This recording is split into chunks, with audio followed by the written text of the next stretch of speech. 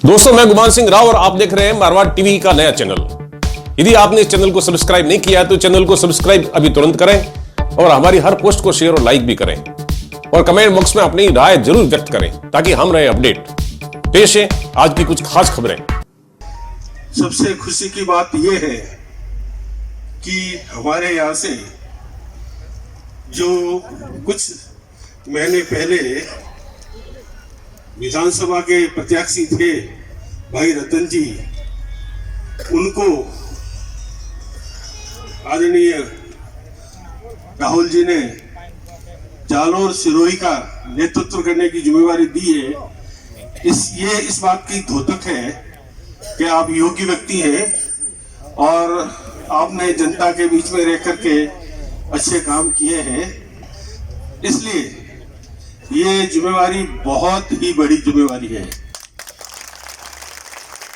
मैं आज के इस मौके पे कहना चाहूंगा कि पिछले 3 महीने पहले जब चुनाव हुए थे बहुत अच्छा माहौल था और मैं भी कई चुनाव लड़ा हूं, जीता भी हूं। मैं खुद ये मानता था कि भाई रतन जी की निश्चित तौर पे जीत होगी और खुला घोषणा भी करते थे, लेकिन अनहोनी हुई और कुछ कमजोरियां जो हम लोगों की रही और एक मामूली मतों के अंतराल से हम हारे। आज भी रात को जब नींद उड़ जाती है, जब वो 3400 वोट दिखते कि ये 3400 वोट तो कहीं से निकाल लेते। 3400 वोट के आधे करो तो 1700 वोट ही है और 1700 वोट तो अपनी इधर उधर ढूंढे ना तो अपने में ही मिल जाते हैं। मैं आज के दिन पर आपको सभी जो कांग्रेस के कार्यकर्ता यहाँ पे उपस्थित हैं, मैं सभी से नम्र निवेदन करना चाहूंगा।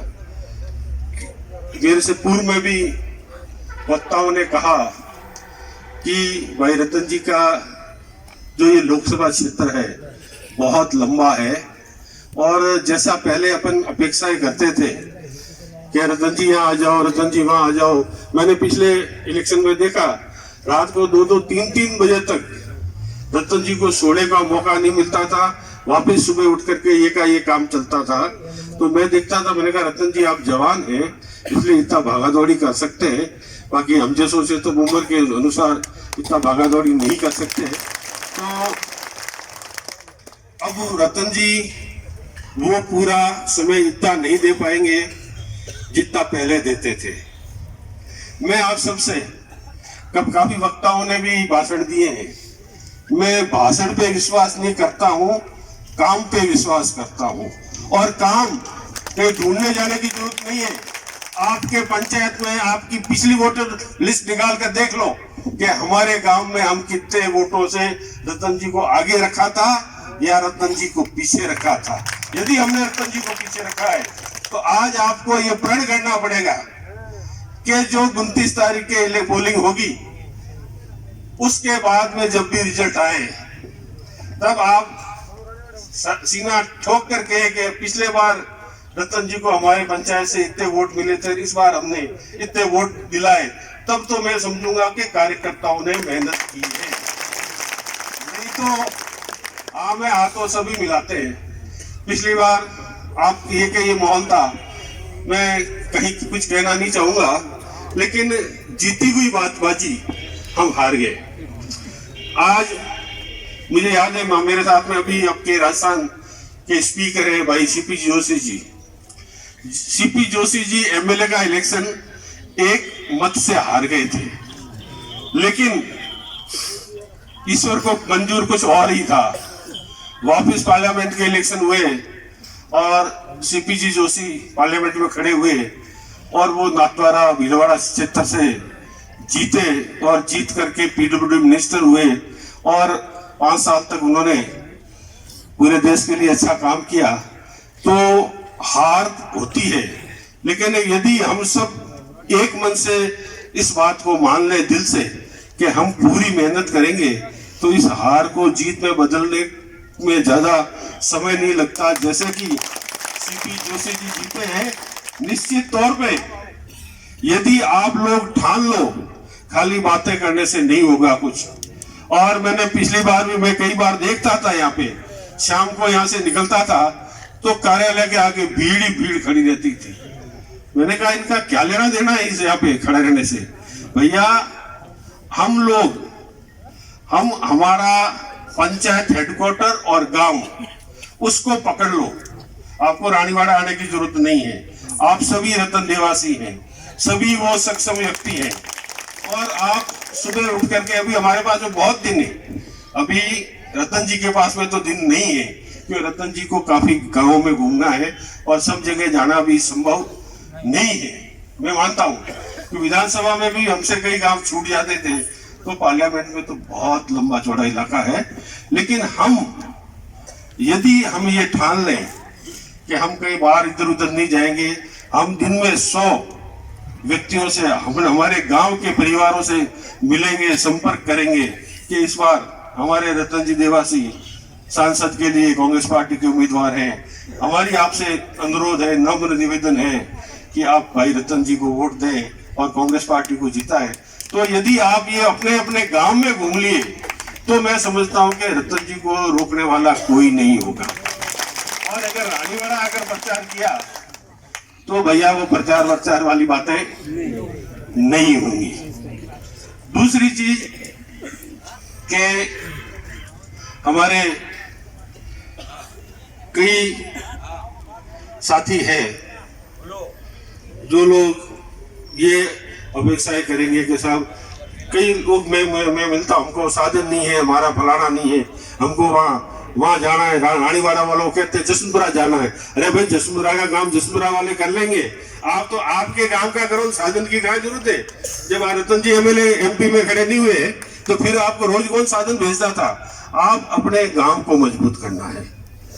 और जहां तक इस पार्लियामेंट के चुनाव की बात है, अभी मैं किसी की बुराई नहीं कर रहा, लेकिन हमने 10 साल भुगता है। 5 साल पहले भी भाई देवजी भाई हमारे सांसद रहे, उस समय ये कहते थे हमारी सरकार नहीं है। अगर हमारी सरकार होती, नीचे से एक कड़ी से कड़ी जुड़ी हुई होती, तो हम ये कर लेते, हम वो कर देते, हम सब कुछ कर लेते। पिछली बार नीचे से ऊपर तक कड़ी एक की जुड़ी हुई थी। और मैं राजनीतिक में काफी अरसों से हूँ। सरपंच से चुनाव लड़ना शुरू किया, विधायक तक लड़ा, जीता हारा। मुझे मालूम है कि ये लोग, चाहे विधायक जी हो चाहे एमपी महोदय हो, बातें तो बहुत करते हैं, लेकिन उन बातों का उस समय भी एक ही आवाज थी जो आज है। आप हमको वोट दो, हम नर्मदा का पानी आपके घर घर लाएंगे। 5 साल पहले भी ये बात कर रहे थे। तो मुझे मालूम है, नारायण सिंह जी खड़े हुए थे उस समय, देव जी ने कहा था आप नारायण सिंह जी को जिताओ, आपका 12 महीने में आपका पीने का पानी आ जाएगा। अब वो 5 साल नारायण सिंह जी के भी चले गए, 5 साल इनके भी चले गए। वो पानी अभी तक कहाँ आया कहाँ नहीं आया आप सबको मालूम है। मैं झूठ बोलने का आदी नहीं हूँ, मैं झूठ बोलता भी नहीं हूँ, आप सबको मालूम है। अपने यहाँ पे 2 साल पहले जब बारिश आई थी और हमारे यहाँ काफी नुकसान हुआ था, जो जैतपुरा की नदी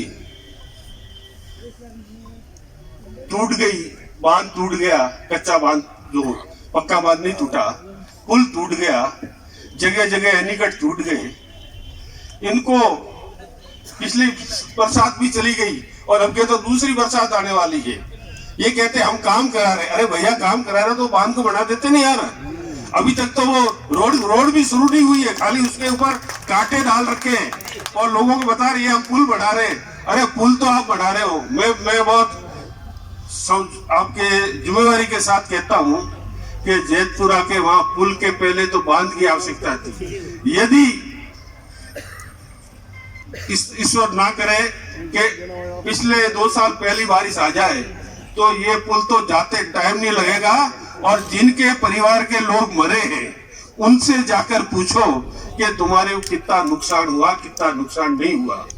इस ब्रिज से कोई लेना देना नहीं है, तो रेत है रेत। तो सबसे पहले आपको करने की चीज तो करनी रहे हो, और जो टीमें आई उनको आपने वो बताया नहीं कि ये मौका है, आप विकास करें ना। आप विकास एक करते हैं। आजकल के मैं भी मंत्री रहा, एमएलए रहा, सब कुछ रहा, लेकिन मैं आप लोगों के बीच में जो बात कह के जाता था, उसके बाद में आपको मुझे उस बात को दोहराना नहीं पड़ता था कि देवड़ा साहब आपने वो बात कही थी, हमारी स्कूल क्रमोन्नत नहीं हुई, या हमारा हॉस्पिटल नहीं बना, या हमारी रोड नहीं बनी, क्योंकि मेरी जिम्मेवारी होती थी। और आपने मुझे दिया, वोट दिए, मुझे ताकत दी थी। भैया ताकत तो हम लोगों ने इनको भी दी थी। इन्होंने क्या किया? आज भी वो कह रहे अब के वोट दे दो, जैतपुरा का बांध बढ़ा देंगे। अरे जैतपुरा का बांध बनते बनते हमको तो रोना आ गया। मैं एक आप छोटी सी बात कह रहा हूँ, जानेरा के हमारे कई लोग बैठे होंगे, जानेरा का एक छोटा सा निकट है, वो उस बात साथ में फूट गया। तो मैंने एमएलए साहब को भी कहा, मैंने कहा साहब ये फूट गया है।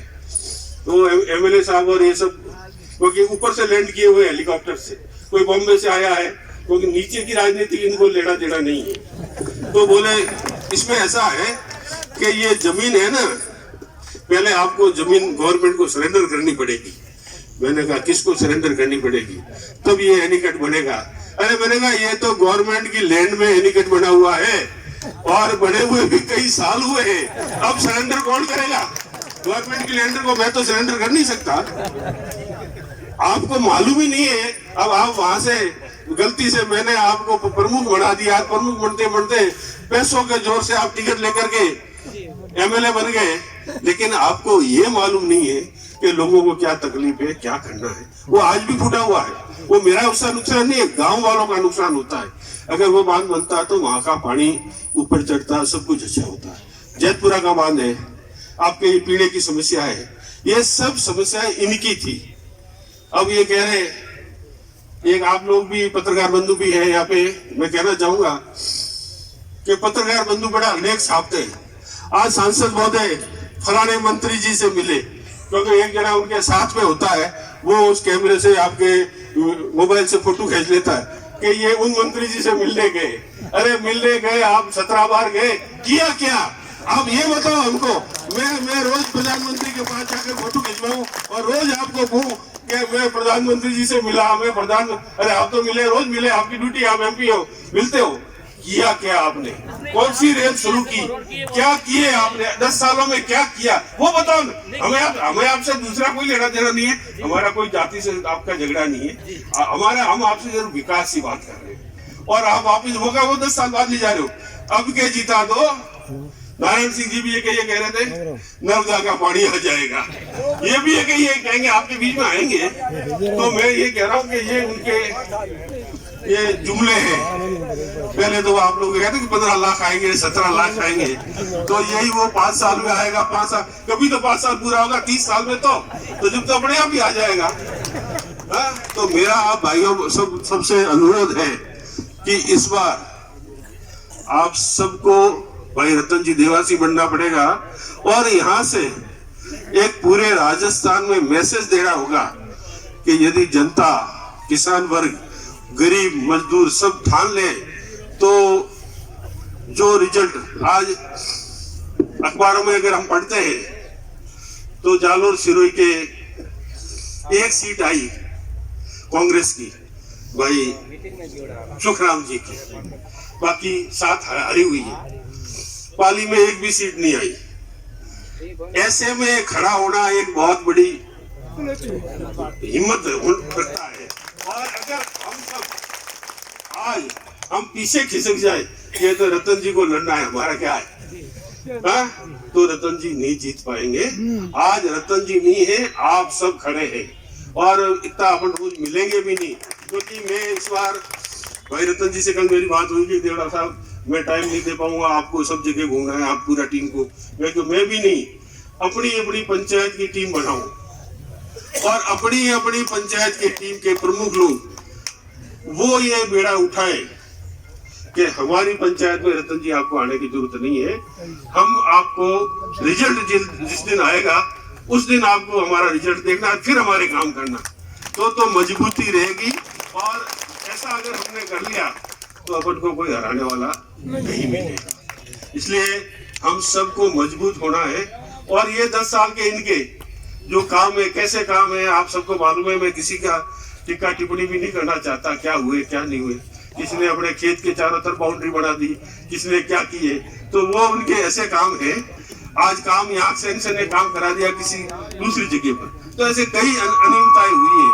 तो वो चीजें छोड़े, आप सभी से मेरा नम्र निवेदन है कि ये जो भाई रतन जी को अपन ने और जो राहुल जी ने विश्वास जताया है आगे बढ़ने के लिए, और योग्य व्यक्ति है, अभी छोटी उम्र है, पार्लियामेंट में जाएंगे, तो निश्चित तौर पे जो भी हमारे यहाँ की छोटी मोटी समस्याएं हैं उन समस्याओं को उठाएंगे, समाधान भी करेंगे। लेकिन अगर आपने ये भी कह दिया, अभी लोग कह रहे थे नहीं अपनी जीत पक्की नहीं, वो जीत बीत वाली, पिछली बार भी लोग साफा पहना रहे थे, बेवकूफ बना रहे थे। भैया साफा वापा जीत के बाद पहनेंगे, पहले आप अपने गांव को मजबूत करो, अपनी पंचायतों को मजबूत करो। भाषण देना अलग बात है, पंचायत मजबूत करना अलग बात है। तो अपनी अपनी पंचायतों को मजबूत करके फिर भाई रतन जी के पास चलेंगे। और वो इन कागजों के साथ में कि पहले वो डॉक्टर के पास में जाते हैं कि तेरे खांसी आती है, एक्सरे किया है, ये देख तेरे फेफड़े खराब हो गए। जब वो दवाई लेता ठीक होता है, वापिस एक्सरे कर लेते देखो कि तेरा कितना ठीक हो गया। तो अपने पास में ये दोनों एक्सरे है, एक तो पिछले चुनाव वाला है और अब ये 29 तारीख वाला एक्सरे है। ये आप मजबूत रखेंगे तो अपन को कोई भी नहीं हरा सकता। यही मेरा आपसे नम्र निवेदन है कि 29 तारीख को रतन जी को अपन को सहयोग करना है। अपन इनकी तरफ को नहीं देखना है कि रतन जी आए या नहीं आए, कोई के हमसे नहीं आए। हम ही रतन जी है। कोई काम हो तो पार्टी कार्यालय कहते, मुझे कहते, यहाँ जितने भी वर्कर है वो रहेंगे। आपके पास में लंबा चौड़ा क्षेत्र है, सब जगह नहीं आ सकते, लेकिन हम सबको यहाँ रानीवाड़ा में भीड़ इकट्ठी नहीं करनी है। शाम को मैं देखता था मेला लगता था, कोई कहता है थोड़ा पैक दिखाऊं, तो यही काम थे। तो भैया कोई बीड़ी पीता है अपने घर से पीता है, दूसरे के ऊपर नहीं पीता है। दोस्तों कैसा लगा आपको हमारा ये चैनल? यदि आपको ये चैनल पसंद आया हो तो इसको सब्सक्राइब करें, लाइक करें और शेयर करें। जय हिंद, जय भारत।